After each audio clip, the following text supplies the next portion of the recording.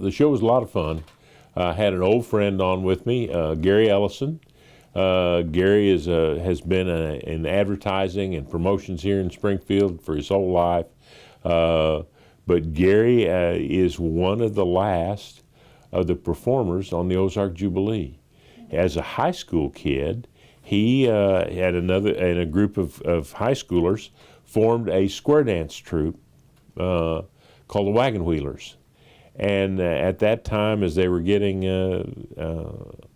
the Jubilee on the air, they had L.D. Keller and the Promenaders were their group, and they were mostly college students from SMS, and they wanted another group because they were doing a lot of live shows promoting the TV show away from here, and so they got this group of high school kids, the Wagon Wheelers, and Gary was the caller.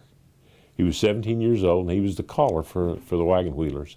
And so he was right there with Red Foley and the whole gang, and had great stories. We talked about everything and just laughed and had a super time yesterday, just reminiscing and talking about it. I'm going to try to get him on again in the spring and talk some more. But about his experience with Red Foley and what an interesting man he was, and his compassion and interest in other people, and how it impacted Gary. And then also Gary, of course, is the honorary Missouri ragtime piano player. And so talking about how he got that designation by the state government, and how he has performed all over the state at events of all sizes and impacts as the ragtime piano player. And his old piano, which we now have in our collection here, which is a 1923, and I can't remember the brand name. It was a curious brand name I hadn't heard of, upright grand piano, that because of the way he played and the way it went, is pretty beat up.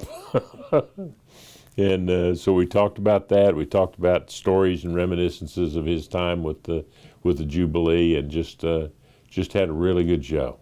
The Ozark Jubilee was the only television show produced, at that time everything was live, but it was the only television show produced outside of New York and Hollywood on the networks. It was on ABC, and it was just an amazing show. And he talked about how Red Foley had gotten involved in the show. Cy Simon from here had gone to Nashville and recruited Red to come here and be the host of this show, and amazing people that came through here and talked or performed on the show. Chet Atkins, people like that just are famous all over the world, that came here and performed on the show here. Brenda Lee her family moved here because she was on the show so much, and people like that. And it was just a who's who of country western performers.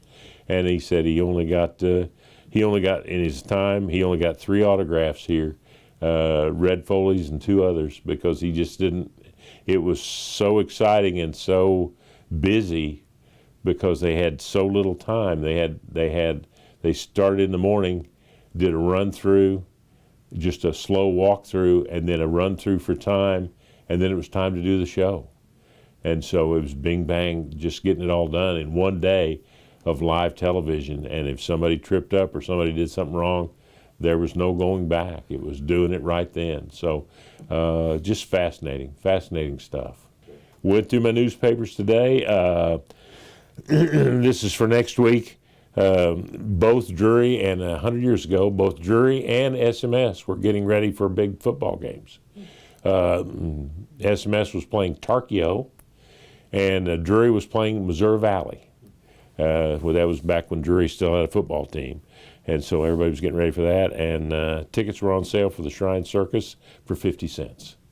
So that's 2 of the big stories it was kind of a slow news week 100 years ago next week. So that's kind of all I got for you. Next week, I've got the director of Maple Park Cemetery, and she's going to be on and talk to us about the history of Maple Park, how it came to be, and a lot of the famous people that are buried there, people that are have historic significance in the city of Springfield.